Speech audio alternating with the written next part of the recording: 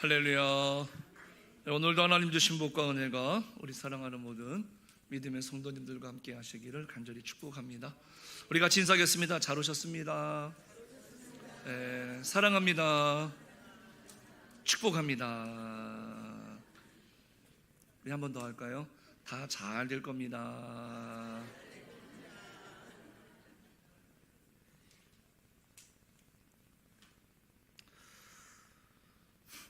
오늘을 살아가는 이 세상은요, 철저하게 보여지는 것, 이 보여지는 것에 대해서 관심을 많이 갖습니다. 그리고 그게 전부라고 생각을 합니다. 그래서 화장품도 이제는 남자들도 많이 쓰죠. 피부과 가보세요. 이제 남자들도 굉장히 많이 갑니다. 그러니까 보여지는 게 중요하죠. 외모적인 것도 그렇지만 우리의 삶에서도 그렇더라고요. 내 통장에 보여지는 숫자가 얼마만큼이냐, 그 사람이 사는 아파트의 평수가 어떻게 되느냐, 그 집 자녀가 다니는 학교의 타이틀, 그리고 그 사람이 타는 차의 브랜드, 이런 것들을 굉장히 중요하게 생각을 합니다. 왜? 그게 그 사람의 존재와 가치를 증명하는 잣대가 되기 때문에 그랬습니다. 그래서 못 먹어도 좋은 차, 내가 없어도 명품을 걸치고 타고 다닌다는 거죠. 왜? 세상은 보여지는 것만 그렇게 전부인 것처럼 믿기 때문에 그렇습니다. 이런 세상 속에서 소외받는 사람들이 있죠. 바로 그리스도인들입니다. 우리가 더불어 살아가고 있지만 여러분들이 주로 입 밖으로 내는 이야기가 뭡니까? 사랑, 영원, 희생, 하나님의 나라. 이건 계산할 수가 없어요. 보이는 게 아닙니다. 그러니까 보이는 것을 중요하게 생각하는 사람들 앞에서는 우리가 보이지 않고 계산하지 못할 것들을 이야기하면 도대체 제정신인가? 도대체 뭘 말하는가? 그래서 우리 말에 귀를 기울이지 않습니다. 들으려고 하지도 않고요, 우리들의 삶에 아무런 관심조차 보이지 않아요. 그래서 오히려 귀찮아하죠. 그런데 이렇게 보이는 것을 자원으로 삼아서 항해를 한다든지, 비행기를 타고 날아가는 것처럼 비행을 한다든지, 그랬던 사람들이 예기치 않은 상황 속에서 추락하는 경우가 있는 거죠. 갑작스러운 질병이 찾아옵니다. 나는 아닐 거라 그랬는데 구조조정에 의해 가지고 내가 구조조정의 대상이 된 겁니다. 그 다음부터 사람들이 나를 멀리하고, 그렇게 문이 닳도록 찾아오던 사람들이 전화 한 통 안 하고, 심지어는 내가 전화하면 차단시켜버리죠.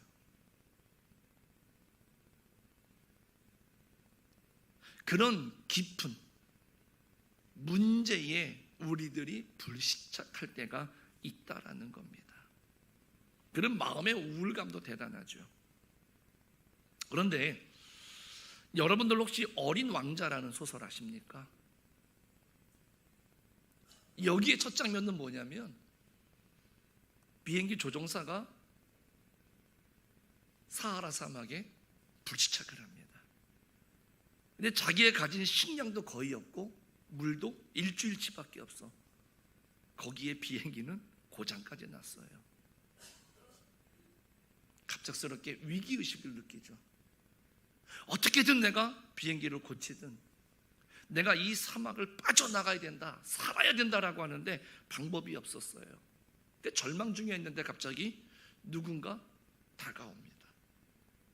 어린 왕자죠. 그리고 그 어린 왕자를 통해서 이야기가 시작이 되고 내가 전혀 생각지 못했던 이야기들을 그 어린 왕자를 통해서 전해 듣게 되는 그러한 어른들을 위한 그런 동화이자 소설인데요. 마치 그 조종사의 모습이 지금 우리의 인생의 현실과 맞닿아 있는 면이 있는 겁니다. 목적지를 향해서 열심히 날아가고 있었는데 내가 전혀 예상치 못했던 상황으로 인해서 내가 원하지 않는 곳에, 내가 원하지 않는 때에 어쩔 수 없이 불시착을 하게 된 거죠.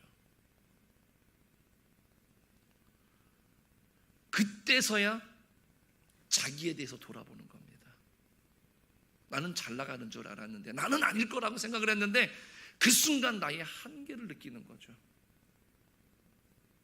그리고 내가 어떻게든 이 문제를 극복을 해야 되는데, 그런 우리들에게 마치 어린 왕자가 찾아와서 그 조종사에게 전혀 생각지도 못했던 이야기들을 들려주는 것처럼 오늘 성경은 우리들에게 그런 그 광야가 절망의 끝이 아닙니다 라고 우리들에게 알려주는 겁니다. 그래서 지금 우리가 현실 속에서 그런 불시착한 것처럼, 그래서 몹시 힘들고 어려울지라도 그건 절망의 끝이 아닙니다. 낙심하지 마십시오. 절망하지 마십시오. 전혀 예상치 못했던 그 음성을 우리들에게 들려주는 것이지요. 그러면서 성경은 오히려 그동안 내가 뭔가를 제대로 봐야 되는데 제대로 보지 못하게 했던 그 주변의 모든 불빛들이 지금 다 사라졌습니다. 그러니까 지금은 오히려 진짜 빛, 내가 봐야 할 빛을 진짜 볼 수 있는 은혜의 기회입니다 라고 성경은 우리들에게 전혀 예상치 못한 음성으로 다가왔다라는 겁니다. 오늘 히브리서, 오늘 이 본문의 말씀은 여러분들은 너무나 잘 알죠. 하지만 이 말씀이 바로 이렇게 우리가 이 광야 한복판에 내가 의도치 않게 불시착했던, 그랬던 우리들에게 오늘 진짜 실체가 뭔지를 볼 수 있는 기회가 되기를 바랍니다 라고 우리들에게 다가온 그런 어린 왕자와 같은 그런 음성을 우리가 듣는 저와 여러분들 되시기를 간절히 축복합니다. 오늘 이 본문 1절의 말씀은 너무나 잘 알죠. 기독교 역사상 가장 위대한 믿음의 정의를 우리들에게 선포해 줍니다.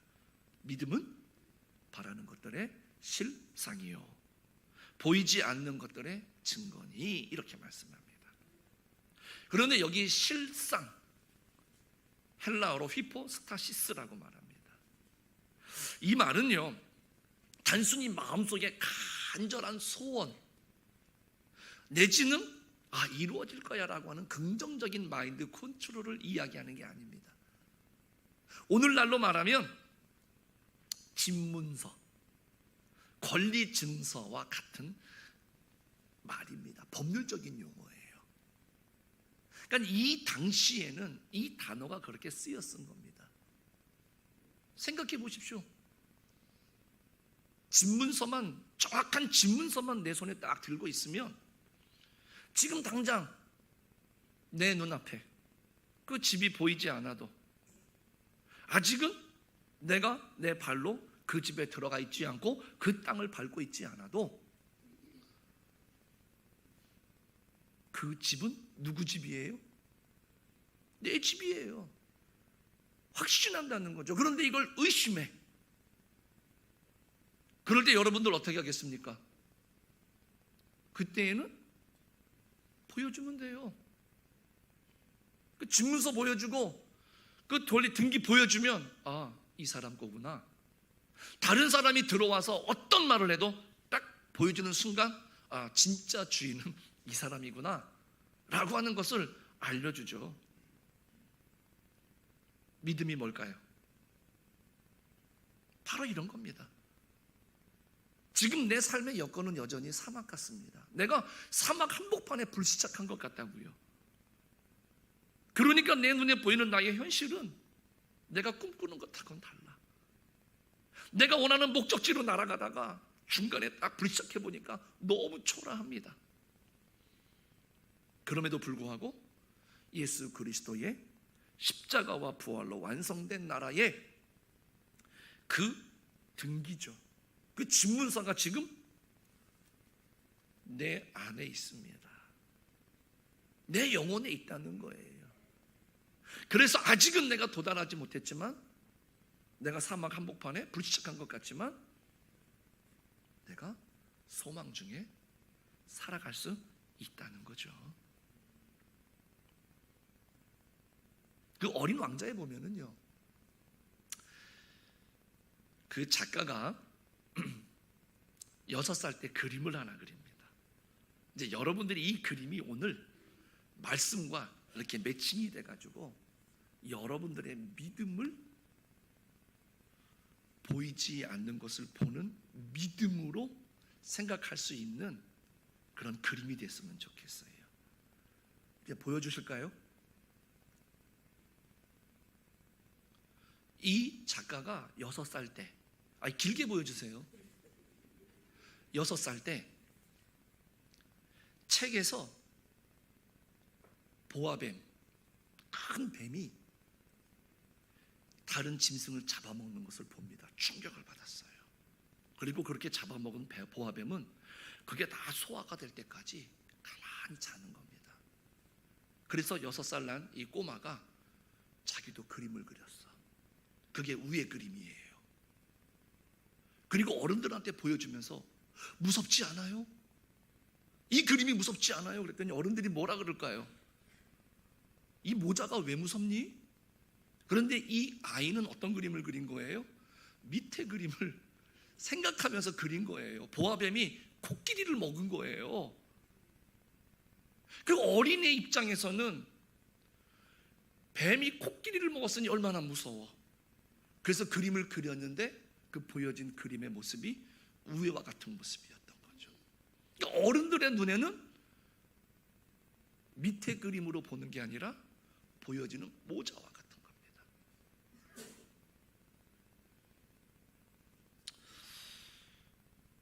마찬가지로 우리가 이 세상을 살아갈 때 우리들은 지금 그 밑에 그림과 같이 본질적인 삶을 향해서 나가고, 보이지 않고 계산할 수 없지만 우리들은 그렇게 살아가는 거죠. 그런데 우리들의 모습을 보니까 세상이 볼 때에는 모자와 같은 그림이야. 그러니까 어떨까요? 우리들의 삶을 존중할까요? 값어치 없게 여길까요? 그러니까 우리의 삶에 대해서 관심이 없죠. 그리고 오히려 뭐라고 말합니까? 비웃죠. 그렇게 살다간 이 세상에서 살 수가 없어. 그렇게 사는 것도 중요하지만 그렇게 살아서 뭐하게, 남는 게 아무것도 없어, 이렇게 얘기를 한다는 거죠. 그러나 여러분들, 오늘 이 시간 우리들의 눈은 그 보이는 겉모습만 중요하게 생각했던 어른들처럼 모자로 보는 것이 아니라, 그 아이의 그림을 어린 왕자는 정확하게 보면서 함께 공감했던 것처럼 오늘 우리들의 눈이 바로 그와 같이 제대로 된, 보이지 않지만 제대로 된 것을 보는 그런 믿음의 눈이 열려지시기를 주님의 이름으로 축복합니다. 그래서 믿음은요, 막연한 미래의 희망이 아니라는 겁니다. 보이지 않는 하나님의 영광을 오늘 나의 현실로 끌어와서 선불로 누리는 강력한 능력이라는 겁니다.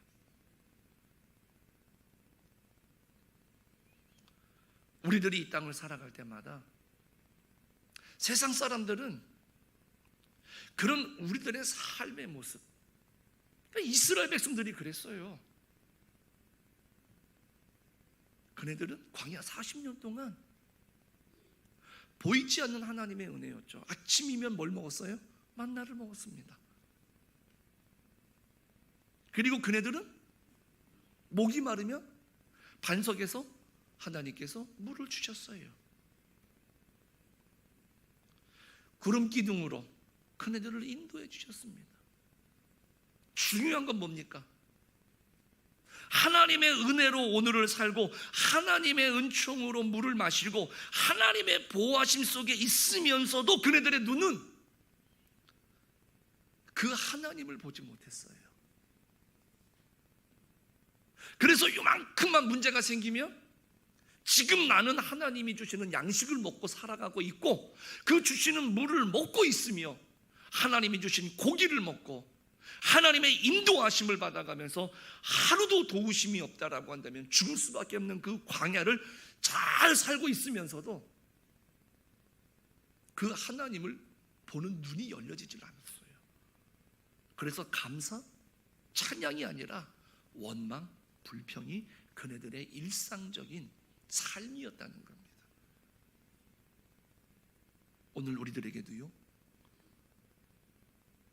보여지는 것이 아니라 오늘 지금 보이지 않게 역사하시는 그 하나님의 은혜 안에 있음을 우리가 제대로 열어서 볼 수 있는 그런 믿음의 눈이 열리셔서 우리가 이 척박한 광야를 지나는 것 같지만 그럼에도 불구하고 우리의 입술과 우리의 마음은 그 주님의 은혜를 찬양하고 감사의 고백으로 지나갈 수 있는 그런 우리들이 되시기를 간절히 축원합니다.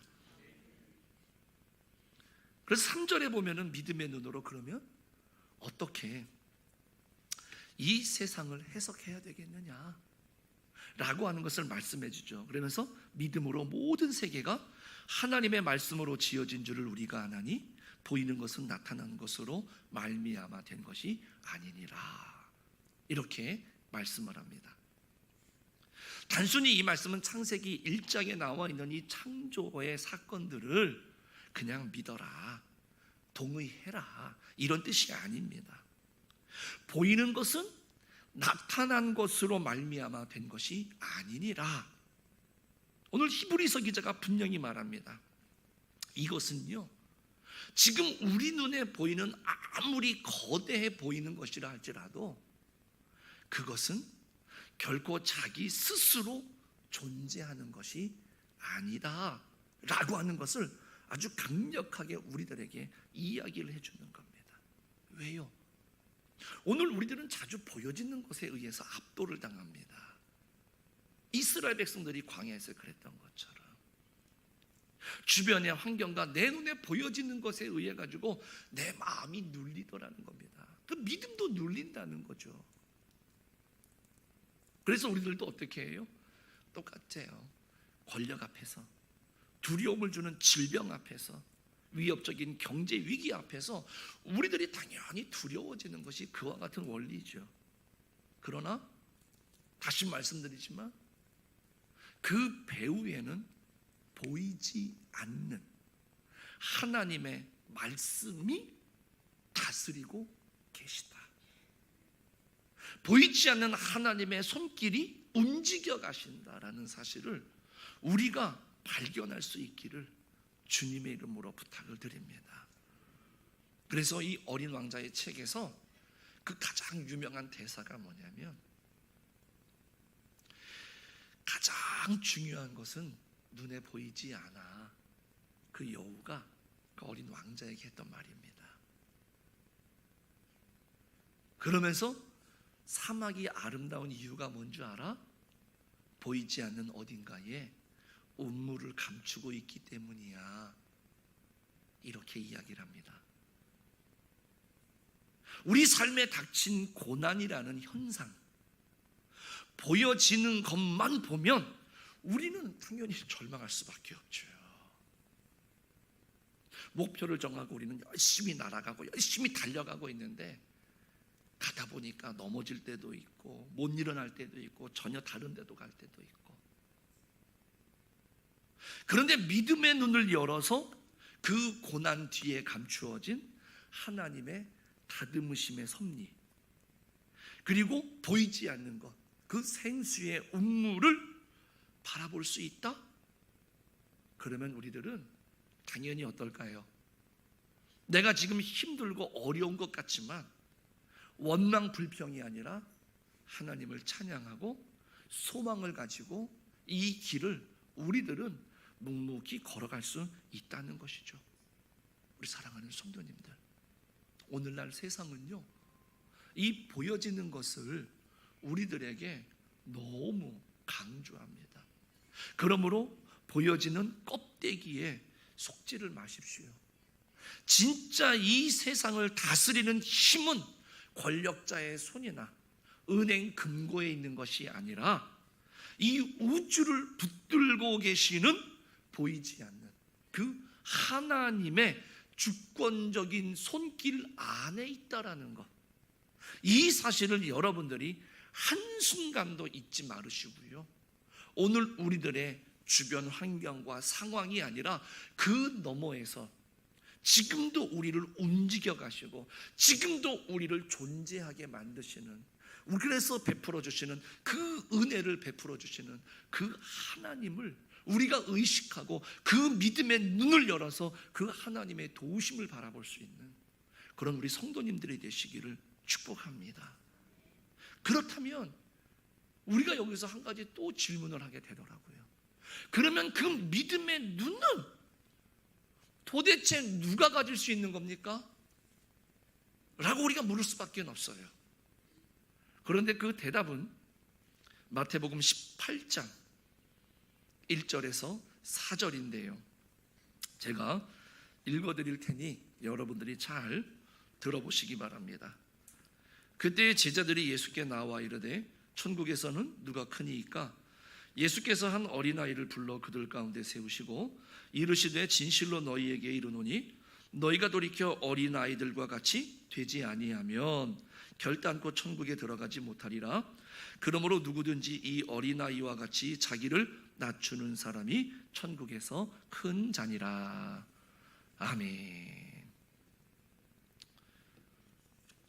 이런 믿음의 눈은 성경을 많이 알거나 그 신앙의 연륜이 많아서가 아니죠. 오늘 본문의 마태복음 18장에 보면은 결국 어린 아이와 같이 돼야 된다는 겁니다. 왜 이 말씀을 하셨을까? 제자들이요,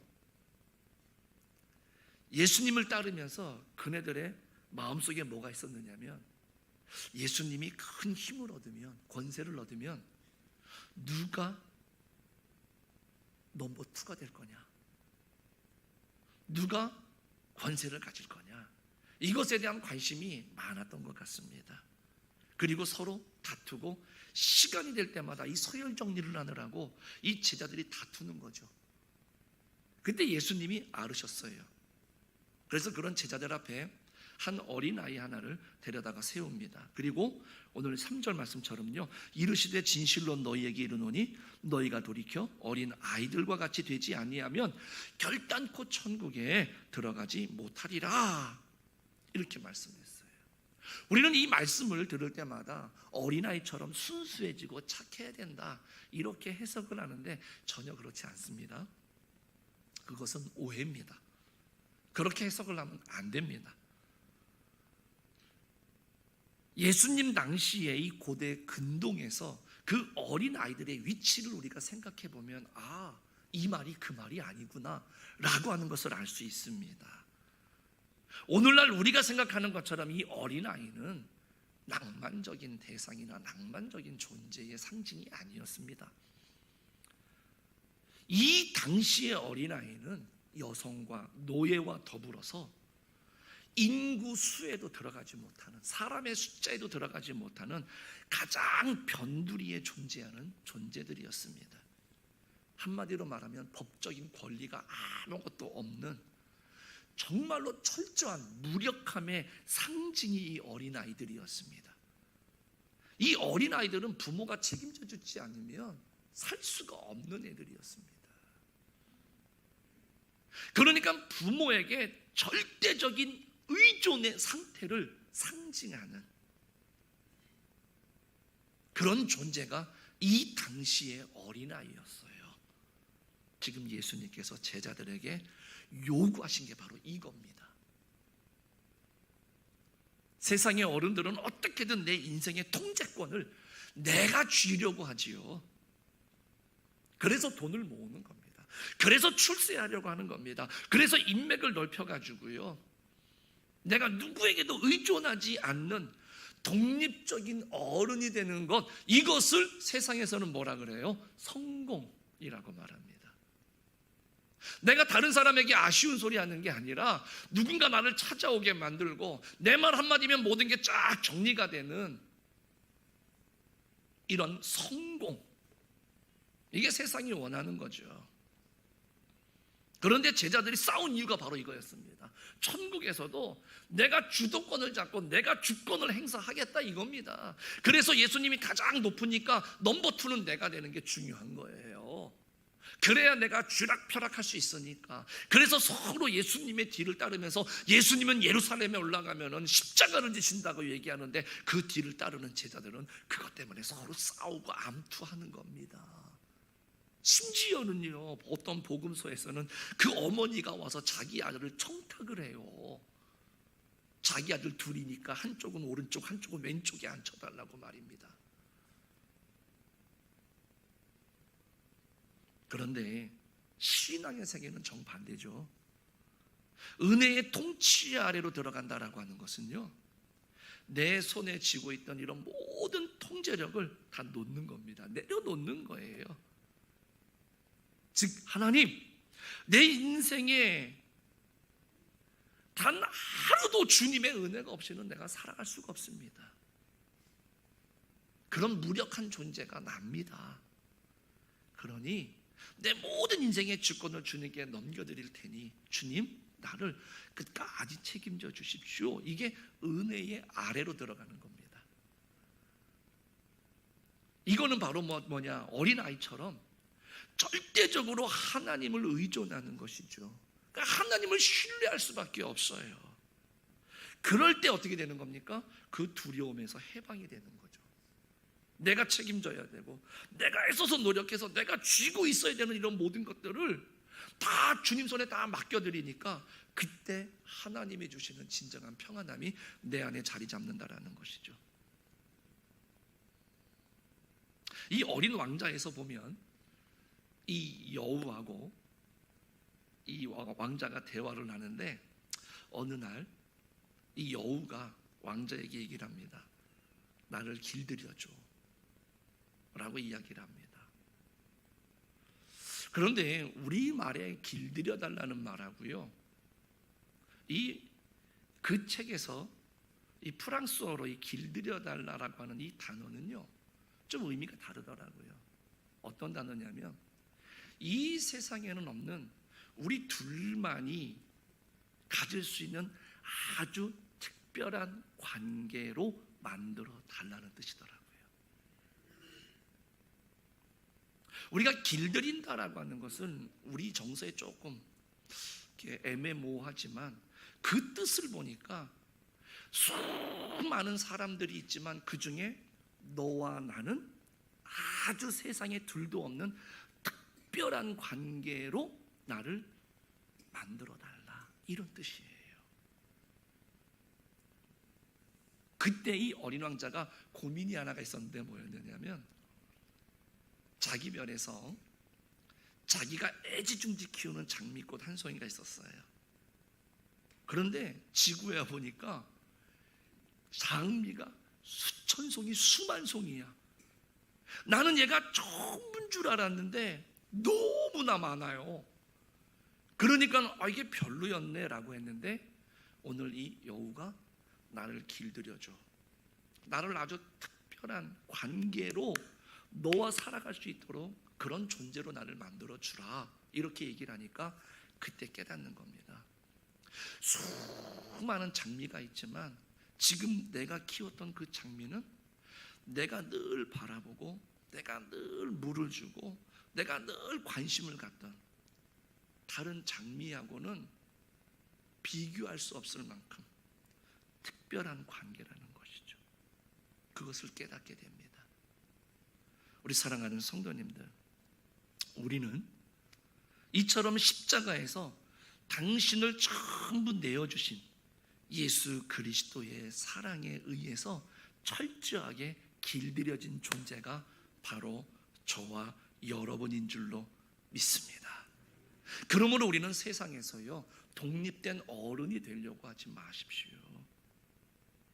하나님 앞에서 철저하게 그 하나님을 의존하는 어린아이처럼 될 때 비로소 우리가 그 하나님의 전능하신 그 능력을 덧입게 되어진다라는 사실이죠. 여러분들, 이런 말씀을 통해서 그러면 우리의 삶 속에서 말입니다, 내가 그렇게 하나님을 철저하게 의존하고 살아가는 삶의 모습이 어떻게 나타나야 될까? 물론 여러 분야가 있지만 여러분들, 가장 현실적인 광야라고 생각한다면 가정과 직장이 아닐까 생각이 듭니다. 가정에서 저녁에 어깨가 축 처져가지고 피곤에 쪄들어서 이렇게 마주대야 하는 그런 배우자를 보십시오. 좀 내 말대로 잘 커졌으면 좋겠는데 자꾸만 엇나가는 것 같은 내 자녀들. 세상의 잣대를 가진 어른이라고 한다면 아마 그런 모습을 보면서 짜증낼 겁니다. 잔소리할 겁니다. 당신만 힘들어? 나도 힘들었는데 아주 힘든 티 너무 오대게 내는 거 아니야? 집에 들어올 때는 웃어. 나도 힘들었으니까 그런 얼굴 보는 거 나 싫어. 이런 식으로 얘기할 수 있을 겁니다. 그런데 믿음의 눈을 가진 사람은 어떨까요? 지쳤지만 왜 저렇게 지쳤을까? 그 속에 연약함, 그 속에 어떤 일이 있었을까? 내가 알지 못하는 참 큰 힘이 든 일이 있었는가 보다. 그렇게 이해해주고, 자녀들이 엇나가는 것 같을 때 어떻게 할까요? 그래, 기다려주는 겁니다. 기다려주는 겁니다. 왜? 하나님이 우리의 가정, 우리의 자녀 꼭 붙들고 있다라고 하는 휘포스타시스죠. 그 문서가 지금 내 안에 믿음으로 있는 거죠. 그런 믿음이 있는 사람들은 기다려줘요. 그리고 기도하면서 하나님 앞에 잠잠히 기다립니다. 일터에서도 마찬가지죠. 경쟁합니다. 그렇기 때문에 사무실은 냉정하게 말하면 메마른 사막이죠. 어떻게든 내가 이 사람을 제치고 내가 성공을 해야 되고 내가 승진을 해야 되고 내가 더 많은 성과를 올려야 되기 때문에, 그러니까 다른 사람들이 어떻게 되든 돌아보지 않아요. 그런데 신앙의 눈을 가진 사람은 적어도 그렇지 않죠. 다르게 반응할 겁니다. 자기 밥그릇 챙길 때 정말로 힘들고 억울해하는 사람을 바라보면서 그 사람을 위로하고 공감하고 함께 끌어주고 먼저 손 내미는 그런 모습들을 통해서 정말로 발견하지 못했던 그 우물을 그 사막에서 발견하는 것처럼 그 사람들에게 그런 믿음의 존재로 세워질 수 있다는 것이죠. 그러므로 오늘 우리 가정에서도 마찬가지고 직장에서도 마찬가지고 그 어린아이처럼 전적으로 하나님을 신뢰하는 그 믿음의 모습을 가지고 우리가 살아갈 수 있다고 한다면 우리는 이 팍팍한 세상 속에서 말 그대로 예수 그리스도의 향기를 바라면서 살아갈 수 있는 믿음의 성도들이 될 수 있다는 것이죠. 그렇게 쓰임받을 수 있기를 간절히 축복합니다. 세상은요, 계속해서 뭔가 성과를 내놓으라고 압박을 합니다. 그런데 이상하게 신앙생활할 때도 그렇더라고요. 그래서 우리 신앙생활을 할 때도 사람들은 그럽니다. 네가 믿는 하나님? 그럼 그 하나님이 살아있는 증거를 한번 내놔봐라. 이런 식으로 압박을 하는 겁니다. 그것이 보여질 때 내가 믿을 수 있지 않느냐. 목사님, 그런 증거가 나타나야 나도 헌신을 하고 충성을 하고 하나님을 믿지 않습니까? 라고 사람들은 그렇게 이야기들을 하더라고요. 그런 우리들을 향해서 바울이 말합니다. 고린도후서 4장 18절입니다. 우리가 주목하는 것은 보이는 것이 아니요 보이지 않는 것이니 보이는 것은 잠깐이요 보이지 않는 것은 영원함이라. 우리 사랑하는 성도님들, 지금 내가 가지고 있는 것이 많아야 되는데 이제는 다 떨어져서 지금 내가 원치 않는 곳에 불시착한 것 같습니까? 두려워하지 마십시오. 오히려 그런 모든 내 통제력을 내려놓고 하나님의 손에 맡기십시오. 그런 부모의 품에 뛰어든 어린아이처럼 하나님의 품 안으로 뛰어드는 그런 어린아이가 되시기를 간절히 축복합니다. 그랬을 때 중요한 것은 눈에 보이지 않습니다. 중요한 것은 눈에 보이지 않는다라는 것이죠.